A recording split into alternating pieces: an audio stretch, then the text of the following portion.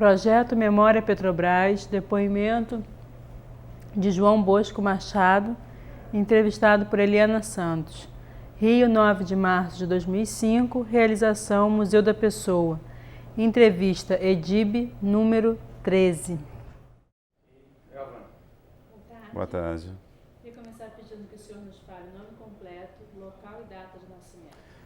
Meu nome é João Bosco Machado. Eu nasci numa cidade do interior de São Paulo chamada Piquete, no dia 11 de setembro de 1950. Seu João Bosco, o senhor pode falar para a gente quando foi e como foi o seu ingresso na Petrobras? Eu entrei na Petrobras através de concurso, sou engenheiro de processo, engenheiro químico de formação, na Petrobras engenheiro de processamento. Eu sou da turma de 78, fui admitido na Petrobras em 12 de fevereiro de 79, na Replan, inicialmente só como um período de estágio, fiquei próximo de 6 meses. Depois fui para a Revap, que era uma unidade que estava terminando a montagem para a primeira partida, primeira operação. E assim, o senhor falou que começou na Replan, né? Isso. Quais foram os setores que o senhor passou? Se o senhor passou Sim. por alguns setores? Inicialmente eu fui para utilidades, utilidade é geração de vapor, produção de água, esse tipo de coisa. Depois fui para a Revap na mesma função, Passei posteriormente para a área de tratamento de efluente, que foi a primeira unidade de lodo ativado da Petrobras que ia entrar em operação, que a gente colocou em operação. Fiquei nesse... Aí depois passei um pouco pelo processo, craqueamento, destilação. Até hoje? Depois a gente acompanha um pouquinho. Isso, até hoje. Aí depois fui participar de um projeto de uma unidade nova que vim para o SEMPS, fiquei um período grande, em torno de 2 anos, entre SEMPS e Revap, fazendo um projeto da unidade de desasfaltação. Foi o primeiro projeto que a Petrobras fez totalmente, Petrobras, E depois colocamos em operação. Uma unidade de processo, unidade completa. A gente participou desde o início, da escolha do local onde ia ser, o tipo da unidade, dimensionamos todos o projeto. É um projeto SEMPS, junto com a Revap. Pela Revap eu participei desse projeto, junto com outras pessoas. Aí fui ser coordenador de turno, que é uma função que tem dentro da unidade, não sei se você sabe bem o que é isso. O coordenador de turno é o responsável na ausência da administração. Então, existem os grupos que trabalham em turno de revezamento e cada grupo tem um líder que é o coordenador de turno. Era, antigamente, os engenheiros, hoje tem técnicos também que fazem essa função. Fiquei 2 anos, aí fui ser gerente da primeira gerência minha, foi gerência da área de transferência e estocagem.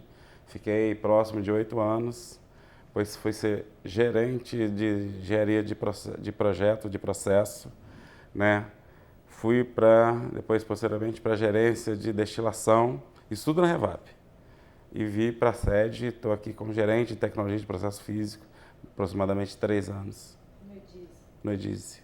E nessa sua trajetória, o senhor pode contar para a gente o que o senhor sentiu de mudança no Refino, depois da descoberta da Bacia de Campos, em especial na Revap, que é a experiência que o senhor tem? Já começa pelo projeto. O projeto básico, todo estabelecido para a Revap e para as unidades da Petrobras naquela época, era todo considerado um projeto em petróleo importado. Todo. Pegar o projeto, está lá. Tipo de petróleo iraniano, Basra, são petróleo do Oriente Médio, na época que eram referência, quando ele era importado. A partir da década de 80 e pouco, que começou a entrar o petróleo nacional, o primeiro petróleo foi o petróleo Cabiúnas, que era uma mistura de vários petróleos, mas a gente denominado Cabiúnas, que tinha uma diferença bastante grande. Os petróleos importados, eles eram mais leves, mas tinham alto teor de enxofre. E os petróleos nacionais que começavam a ser descobertos eram um pouco mais pesados, com baixo teor de enxofre. Em compensação, tinha uma acidez que era um pouco incompatível com os equipamentos na época, metalurgicamente falando. O material da tubulação, o material dos vasos, o material de torre, eram um pouco incompatíveis com essa acidez. Então isso teve que ter uma adaptação. É todo um estudo de engenharia para poder processar aquele petróleo sem agredir e sem provocar um desgaste excessivo aos equipamentos, e ao mesmo tempo uma mudança bastante grande do ponto de vista de processo, que os próprios produtos eram de qualidade um pouco diferente daqueles que eram obtidos com os petróleos importados. O senhor pode explicar para a gente qual é essa diferença de processo, já que a gente não entende Uhum. processado. Como que se deu essa diferença? Assim? Essa diferença... Começando porque o óleo é processado, porque a gente não tem esse conhecimento. O processamento era basicamente o mesmo, né? Mas a qualidade do produto. O produto do petróleo nacional, que é de base naftênica, o que é naftênico? É uma cadeia fechada com hidrocarboneto e tal. Não entrar muito no detalhe. Né? Eles são mais instáveis, ou seja, eles podem ser armazenados por menor tempo se não tiver um tratamento adequado. Essa é uma diferença bastante grande. Até então a gente não hidrotratava, não tratava assim muitos as correntes. Eles tinham um teor de enxofre que era admitido na época, né? Não tinha o controle ambiental que ainda tem hoje, né? E eles tinham uma estabilidade maior, porque eles tinham um prazo de validade, vamos dizer assim, mais de maior duração. E os de petróleo nacional não, eram mais instáveis. Eles poderiam ser armazenados por menor prazo de tempo. Então requeriam e requerem um tratamento diferenciado do que até então se fazia, né? E o tratamento escolhido na época foi hidrotratamento, que é você entrar com hidrogênio roubar enxofre, fazer com que essas moléculas fiquem mais estáveis e possam ser tratadas, manuseadas e armazenadas por um maior prazo de tempo. O que vocês faziam na época, que eu fico imaginando, né? Até que vocês tenham desenvolvido esses estudos, tenham adaptado as refinarias, o que vocês faziam com esse óleo? Como que vocês viveram isso? Primeiro, colocando em dosagem que a gente sabia que não era agressivo ao sistema. Então, um exemplo, acidez. Acidez é uma coisa que os petróleos importados não têm e os nossos têm. Então, a gente limitava a acidez máxima a 0,5 no primeiro momento. Então, a gente misturava o nosso petróleo com os petróleos importados de modo que a gente atingisse esse limite. Porque esse era o limite que a planta suportava, do ponto de vista físico. Do ponto de vista de produto, a gente teve que aprender ao longo do tempo, inclusive fazer análises que a gente não fazia. Então, um acompanhamento mais a miúde de laboratório nos dava qual que era a diretriz que a gente tinha que utilizar para aquele produto. Se aquela mistura estava adequada ou não, se a gente precisava misturar outros produtos ou não, ou se precisava ter um tratamento alternativo. E você pode apontar para a gente a diferença entre o óleo da Bacia de Campos e o resto do país? Qual a diferença desse óleo? Qual a diferença desse óleo? Né? Do ponto de vista de enxofre, ele é muito melhor. Tem pouco enxofre, então a agressão dele à atmosfera, a emissão de gases é menos agressiva do que os importados, que tem um teor de enxofre muito alto, né? Então, enquanto a gente está falando do teor de enxofre aqui de 0,6%, 0,4%, 0,5%, contra 1,5%, 2% de petróleo importado. E a diferença é muito grande. Talvez, assim, em percentagem não seja muito, mas do ponto de vista de gases, do ponto de vista de você queimar isso nos automóveis e gerar um gás poluente, né, essa diferença é significativa. Né? Uma história assim, um aprendizado bastante interessante foi com relação a combustível para avião. O combustível da Petrobras, ele foi considerado, na época, o pior combustível do mundo. Então, aeronaves que vinham da Europa, em final da década de 80. Então, aeronaves que vinham da Europa, paravam aqui no Brasil, não abasteciam, iam para a Argentina, abasteciam e voltavam. Então a gente fez um programa de qualidade do QAV. Foi o primeiro grande programa de qualidade. Está muito ligado à qualidade do petróleo. Tinha uma certa acidez, né? Tinha alguns ensaios que a gente não fazia para acompanhar a estabilidade. Poderia produzir alguns compostos indesejáveis que iam depositar nos internos da turbina do avião ou provocar um acidente, que não era o caso, mas aviões que voavam 6.000 horas, eles estavam parando para a oficina com 2.000 horas de voo. Então a gente fez primeiro, conhecer o produto como era tratado lá fora. E foi criado o que a gente chama de qualidade extra do querosene. Isso depois se estendeu para outros produtos. Qualidade extra. Além de eu te oferecer um produto, eu ofereço alguma coisa a mais em termos de qualidade. Você comprar um leite longa-vida é diferente de você comprar um leite de saquinho. Esse leite de saquinho você tem que tratar e consumir logo, porque ele tem um prazo de validade menor. E assim era a mesma coisa do querosene. Nós passamos, então, de ser um péssimo produtor de qualidade de querosene, de aviação, para ser o melhor do mundo. Assim, no intervalo de tempo pequeno. Envolveu engenharia, envolveu muito técnico no laboratório, pesquisa do SEMPS, né? Conhecimento.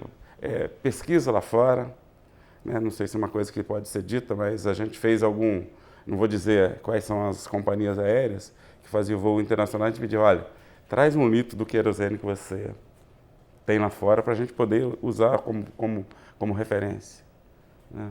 E hoje a gente tem um diferencial, então a gente não tem mais essa preocupação. Vocês tinham alguma referência de estudo para poder acompanhar esse trabalho de vocês? Quem é que estava sendo esse nó? Ações das empresas, por exemplo, empresas alemã, a Swiss Air, a empresa americana de voo, que mostravam, olha, eles montavam a turbina e mostravam todo impregnado com um depósito escuro, preto, que era né? Nesse intervalo também houve uma mudança de turbina de avião que passaram a trabalhar com níveis de temperatura mais alto. Isso levava a uma degradação do produto. Então a gente teve que ajustar perfil de produção. O que é isso? Né? Se a gente produzir uma faixa de destilação de A até B, até C, a gente produzir de A até B. Isso significa perder um pouco de produto, teoricamente, mas a gente ganhava qualidade. Né? E depois passamos a tratar também. Né? Passamos a fazer aditivação, descobrir quais são os produtos aditivos, e esse produto tem que ser validado por uma empresa internacional de validação de qualidade desse produto, para você poder colocar. O avião ele tem uma mudança muito brusca de condição de operação, né? Ele está aqui no Rio de Janeiro a 40 graus de temperatura ambiente e vai para a Europa e voa a altitude quando ele tem menos 40 graus de temperatura. Então o produto tem que suportar essas variações sem trazer nenhum transtorno. Esse foi um trabalho talvez dos mais longos e mais difíceis, né? E que a Petrobras saiu rapidamente vamos dizer, eu digo rapidamente, pelo estágio que a gente foi considerado inicialmente, até onde eu me lembro que a gente recebeu um documento do presidente internacional da Shell para assuntos de qualidade, considerando o que havia produzido na área de São Paulo, falando basicamente Revap agora, como o melhor do mundo. Porque a Revap foi a primeira que teve essa planta de hidrotratamento, as outras não tinham. Foi a primeira planta do Brasil. Então, o senhor apontaria esse como um diferencial. Um dos grandes desafios? Isso, a gente deixar de ser um tratamento só físico para partir para um tratamento catalítico dos produtos. Então, hoje todas as plantas têm. A Revap foi a primeira, hoje a Replan tem. A Reduc tem, a Repar tem, todas elas têm, a RPBC tem. Então hoje nós fazemos o tratamento, o produto ele é o mesmo, pode abastecer no Galeão, em Guarulhos, em São Paulo, que é onde tem maior movimentação, em Manaus e assim vai. A gente chegou depois aí a exportar o produto, quando a gente atingiu boa qualidade. Conta pra gente um pouquinho dessas tecnologias desenvolvidas, principalmente para tratar esse óleo da bacia de Campos, né? Falando do QAV, mas o diesel também foi no mesmo caminho. E paralelamente a isso veio a mudança de qualidade por exigência de proteção ambiental. Né? Conta pra gente um pouquinho sobre isso, antes de você entrar em relação às tecnologias. A primeira restrição ambiental foi quanto ao teor de enxofre. Você leva o produto a emitir SO2 ou SOx, né, para a atmosfera. Isso, com a umidade, forma o que a gente chama de chuva ácida. Tanto os compostos de enxofre quanto os compostos de nitrogênio. Né? Então vamos primeiro no enxofre. Essas unidades, elas removem enxofre, tá? Te remove 99,9% do que tem. Né? Então, enquanto a gente estava evoluindo, a gente poderia produzir produto diesel com 1%, 1,5% de enxofre, hoje não. Hoje a gente trata com 0,05% de enxofre. Essa é a evolução que tem, a Europa já está lá, os Estados Unidos, e a gente está chegando. A gente já oferece produto hoje com 500 ppm de enxofre, que é muito baixo, né? Que seria o diesel futuro. Isso tudo à luz de tratamento. Agora, o petróleo ajuda, porque ele tem baixo teor de enxofre. Em compensação, tem alto teor de nitrogenado. E o nitrogênio, assim como o enxofre, ele também pode propiciar chuva ácida, que são os ácidos nítricos, né? A umidade mais o NOx, ele pode... Então, essas unidades hoje que trabalham com temperatura e pressão muito elevadas, na presença de hidrogênio, com catalisadores desenvolvidos propriamente para isso, que são os catalisadores de primeira geração, né? Eles também a gente remove e neutraliza remove mesmo, né? Uma coisa é neutralizar, outra coisa é remover. A gente está removendo parte do nitrogenado também. Então a gente tem hoje, não tem, eu digo, em termos de vantagem competitiva, a gente não tem nada de diferente que o mundo tenha, né? O mundo não sabe tratar o nosso petróleo, nós sabemos, né? Hoje a gente exporta o petróleo da Bacia de Campos, né? E os nossos engenheiros vão lá fora dar suporte para como processar, qual a qualidade, quais são os cuidados, o que precisa ter de adequação, tanto no processo quanto fisicamente nas plantas. E as tecnologias, em relação às tecnologias, fala para a gente um pouquinho desse desenvolvimento tecnológico para estar trabalhando esse produto, né, esse óleo. Uhum. Muitas das coisas ela está ligada à metalurgia, né? Então a gente não pode processar o petróleo com temperaturas acima de 260 graus, 250 graus, utilizando ácido carbono comum. Para isso eu preciso ou trocar a tubulação ou revestir. Então nos internos de torres a gente reveste, né, com um produto metálico que suporta aquela condição de temperatura com aquela acidez, né? Então a gente já está revestindo, a gente identificou as regiões onde são mais atacadas, trocou os internos, né? Hoje tem um aço que é o A317, que é um aço inox de liga especial para isso. Então a gente está trocando tudo para revestimento ou próprio equipamento para 317. Tubulações e bombas, equipamentos rotativos, a gente também troca. Aquele onde é necessário, que é o que a gente chama de adequação metalúrgica. Essa foi a maior revolução, né? Isso custa alguns milhares de dólares. 90 milhões, 100 milhões, 120 milhões de dólares para cada intervenção, para cada planta. Deixa eu perguntar, senhor João Bosco, na verdade, assim, vocês agora ficam oferecendo ou oferecem esse conhecimento em forma de cursos, alguma coisa, para fora ou não? Para fora não, a gente usa isso para conhecimento interno, né? Como funciona isso? Né? Nos cursos de formação de engenharia, isso já é tratado, está dentro do currículo, né, que se exige para o pessoal. Do pessoal de operação, que é o pessoal de nível técnico, né, que vai operar efetivamente a planta, né, também nos cursos a gente trata desse assunto. Eles têm um curso de menor duração, um curso de engenharia depois da pessoa formada, ele tem média de duração 1 ano, entre sala de aula e campo. O curso para operador, ele tem, em termos de sala de aula, em torno de 3 meses. E o restante, ele precisa um pouco mais de campo, porque ele vai ter a intimidade com o equipamento, ele tem que saber onde está localizado, ele tem que saber como opera, como tira de operação, como se coloca a operação, como intervir no caso de uma emergência, uma parada, numa partida em emergência, ou uma parada, numa partida normais, né? Então, esse operador também, ao longo do tempo, a gente vai preparando e vai passando para ele.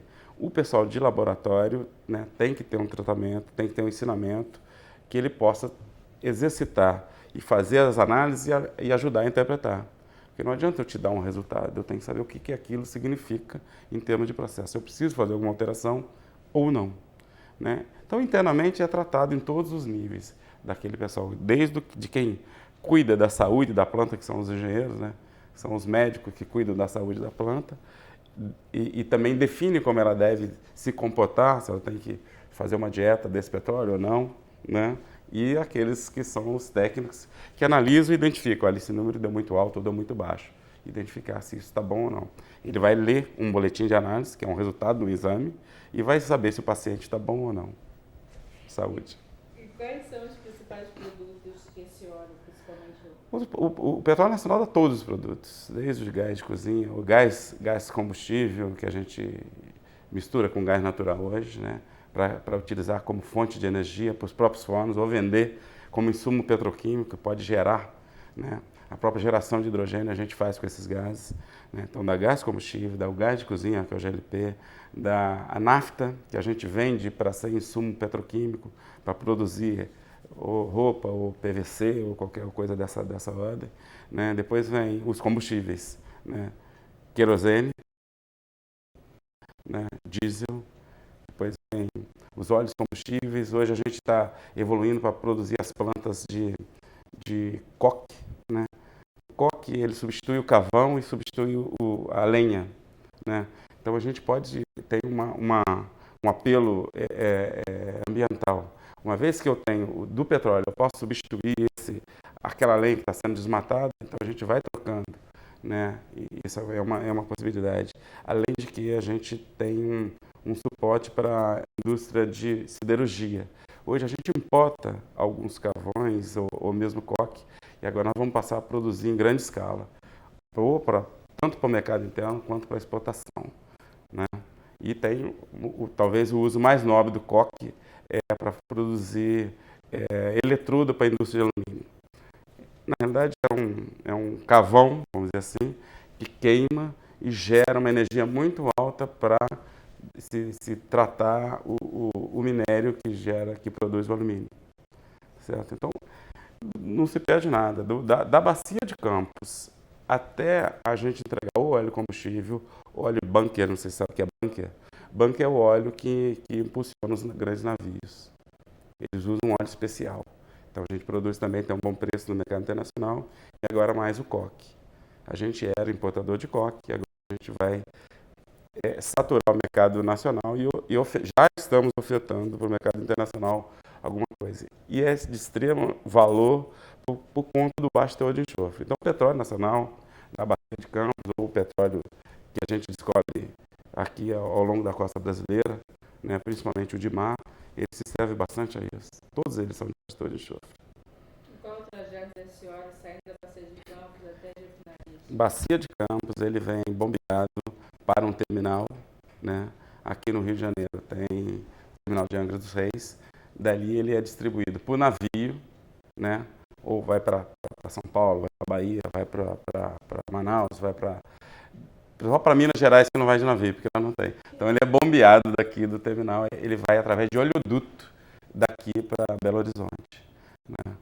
E em São Paulo tem as 4 maiores refinarias, são responsáveis por mais aproximadamente 45% do refino da produção nacional, e também é o maior consumo, né? Ele vai até São Sebastião, terminal grande que tem em São Sebastião. De lá ele é bombeado para Santos, para São José dos Campos, para São Paulo, né? E para Campinas. Tudo por oleoduto. Produto de média de 32 polegadas de diâmetro, não sei se tem noção. 32 polegadas, né? Quase 1 metro de diâmetro. Em média de barril por dia, quanto vocês... Hoje, 1.880.000 hoje nós processamos. Sendo disso aí... Não, estou falando o processamento hoje, no dia de hoje. Né? 1.880.000 é muito próximo da nossa necessidade. Sendo que disso tem em torno de 75%, 80% de petróleo nacional. Como o petróleo nacional é pesado, a gente precisa misturar um pouquinho de um outro mais leve para a gente fazer um xarope adequado para ser processado. Então é uma mistura. O petróleo é como as pessoas. Todo mundo é pessoa, mas cada um tem um DNA. Então a gente dá nome a eles. Tem o petróleo Malim, tem o petróleo Cabiúna, tem a Fazenda Belém, tem a Fazenda Alegre, tem o Albacora Leste, aí vai... E cada um, todo mundo é petróleo, só que cada um tem e produz uma quantidade de produtos de qualidade e de rendimentos diferentes. A gente mistura dependendo do que eu quero produzir. Mais diesel, menos diesel, mais pesado, um pouco mais de coque, menos coque. Esse serve para isso, esse serve para aquilo. E existe uma expectativa de vocês em conseguir processar esse óleo sem mistura do óleo? Já processamos 95%, tá bom. Replan faz isso, a RBC faz. A nossa evolução é para isso. Por isso que a gente tem que fazer adequação. Como a adequação é muito trabalhosa e de custo elevado, não dá para fazer tudo de uma vez só. Né? Para você ter uma ideia, numa das unidades da Replan, que é lá em Campinas, que a gente fez uma troca, uma adequação, talvez a mais forte de todas que nós fizemos em relação às demais, né? Nós trocamos 700 toneladas de tubulação. 700 toneladas é muita coisa. É muita coisa. Isso teve uma duração de 45 dias de trabalho, envolvendo aí umas 2.500, 3.000 pessoas. Isso para fazer. Agora o projeto durou 2 anos. E como que se dá essa parceria de vocês, né? No caso, a refinaria, com esses projetos que estão sendo realizados, por exemplo, existe um programa, né? Tudo tem que ser planejado, previsto. Existe um programa, existe dentro desse programa a priorização, quem vai fazer primeiro, o que vai ser feito. Esse programa? Não, depende. Por exemplo, a gente chama de programa de modernização. Então, hoje nós estamos tratando de modernização da Replan, modernização da Revap, modernização da Reman. Envolve não só essa parte de metalurgia, como a parte de controle, instrumentação, né? Até a preparação das pessoas para poder trabalhar naquela nova condição. Tudo está dentro do mesmo projeto, né? Isso é feito, é passado, a gente identifica as necessidades, fazemos um estudo que a gente chama de projeto conceitual, onde a gente pontua tudo que vai ser feito, que precisa ser feito, e colocamos então ou o SEMPS ou um projetista. Normalmente é o SEMPS, que tem expertise, tem conhecimento suficiente para fazer. Tem técnico preparado, tem muitos doutores, tem muita gente que pode... A gente não precisa do mundo, a gente não é nenhuma arrogância, não. É que a gente se desenvolveu e preparou para isso, né? Então, sempre se consegue. Quando a gente não consegue, a gente compra o projeto fora. Quando a gente precisa fazer alguma troca de conhecimento, transferência de tecnologia, então se faz um contrato, transferência de tecnologia, a gente busca quem é no mundo e a gente faz essa. E tudo é através do SEMPS, né? Quando também não dá, então lá fora hoje tem 4 técnicos nossos acompanhando 8 projetos na França. Eles vão ficar lá um período de mais de ano, acompanhando. Quando eles voltarem, o projeto vão estar com a nossa cara e eles vão estar com conhecimento. E aí, então, a gente internaliza esse conhecimento com o restante da companhia. Bom, você está falando dessa troca de conhecimento, né? Então, esses 4 engenheiros que o senhor falou que estariam na são França, 4. mais ou menos, acompanhando esse projeto. São 8 projetos. São 8 projetos. Para 8 refinarias. Então, isso é em relação à Petrobras, né? Então, foi comprado um pacote que é para... Agora nós estamos trabalhando na qualidade da gasolina. Então, nós vamos introduzir alguns tratamentos que vão dar uma qualidade maior à nossa gasolina. Não que a nossa gasolina não tenha qualidade, mas isso é uma visão de futuro. Nós estamos mirando 2010, 2015. E por enquanto a referência seria lá na França ou não? Não, a França, isso é uma licitação internacional, né, que tem empresas no mundo, tem na Europa, tem nos Estados Unidos, tem, né, América Latina tem pouco. Na América Latina quem tem é o SEMPS e a PDVSA da Venezuela tem alguma coisa, né? Mas aí foi feita uma licitação, né, onde você busca qualidade de tecnologia, capacitação, referências internacionais, preço, né? E isso tudo é colocado, avaliado, e nesse caso foi a Accent, que é uma empresa francesa que está fazendo. Bom, eu queria perguntar para o senhor... Pode chamar de você. Posso? Deve.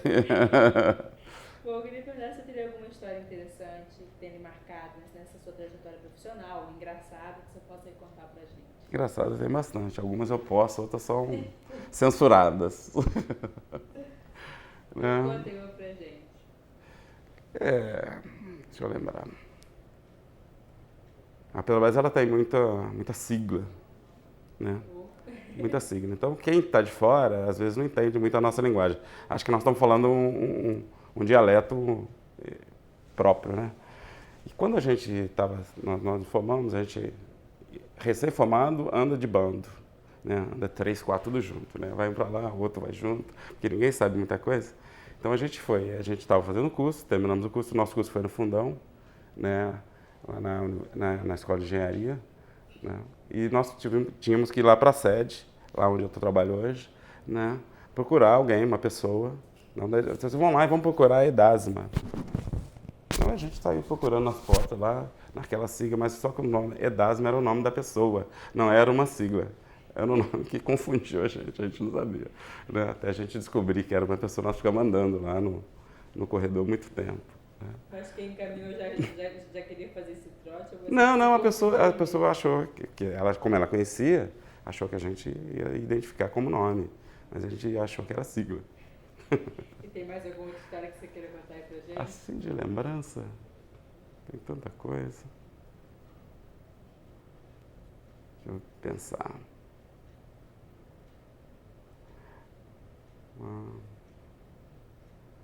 Depois eu vou acabar lembrando depois, né? A gente tem na época era chamava superintendente, hoje chama gerente geral. Que ele ficou bastante tempo na Revap, chama Brandão, né? E as pessoas, como a Revap era a refinaria mais nova do sistema Petrobras, então as pessoas que vieram para operar era uma mistura de novos, como eu, era novo, foi o meu primeiro lugar assim, efetivo de trabalho, na Replan era quase que um estágio, né? E pessoas que já tinham experiência. Então vieram pessoas de vários lugares. Então tinha o Brandão e tinham duas pessoas lá, que eram dois técnicos de operação antigos já, o Paulo Graff e o Picanço. Eles conheciam bastante, né, do ponto de vista operacional, de condicionar sistemas, né, então eles faziam suporte à engenharia. E o Brandão era o gerente geral do negócio. Aí, na época de um deles se aposentar, que é o Picanço, eles foram contar uma história para o Brandão que eles tinham feito há 20 anos atrás. Um trote que eles tinham. E eles estavam todos na Refap, lá em Porto Alegre, então tinha um treinamento de segurança. Treinamento de segurança ele pode ser avisado, planejado ou não. Esse caso era avisado. Olha, amanhã a gente vai ter um treinamento de combate a incêndio em tal lugar. Então o Brandão colocou a botina dele lá no cantinho, deixou tudo preparado, que ele era o gerente daquela área, e os dois estavam ali. Só que a botina dele era 42 e eles resolveram trocar por uma 39. Trocaram a 39, colocaram no lugar. Chegou na hora que acionou o alarme, ele foi lá calçar, não conseguiu colocar, lógico. Aí ele foi com o sapatinho dele de social lá para a área, e nisso eles já tinham contratado alguém para destrocar, né? Colocaram o 42 no lugar de volta. Eles foram para lá e então enfrentaram a lâmina. Ele voltou com o sapato todo sujo, todo cheio de barro. Voltou e chegou, não sei o que aconteceu comigo, eu acho que eu fiquei nervoso. Eu fui calçar esse danado desse sapato, eu não vou falar as palavras que ele falava, porque ele gostava de falar a palavra não, né? E não entrou, essa botina não entrou. E só contaram para ele que 22 anos depois, eles contaram para ele que eram os dois que tinham trocado. Ele falou, não, a gente vai se aposentar, então nós vamos contar para você que nós fizemos com você em tal dia, há 20 anos atrás. Esse ambiente é bom, é descontraído, né? A gente fica muito tempo na empresa e cria uma certa intimidade, né? E tem muita brincadeira, que eu acho, que eu sempre defino o seguinte, o trabalho tem que ser sério, mas não precisa ser triste, né? Então a gente trabalha assim, dessa forma. Pelo menos eu busco ser assim. Eu queria perguntar o que você achou de ter participado do Projeto Memória, é bom. Ter contribuído com o seu depoimento. O que você acha dessa iniciativa da Petrobras? A primeira coisa é a consciência que eu já não sou novo, né? Porque senão eu não estaria aqui fazendo um Projeto Memória. Então isso é um negócio um pouco preocupante.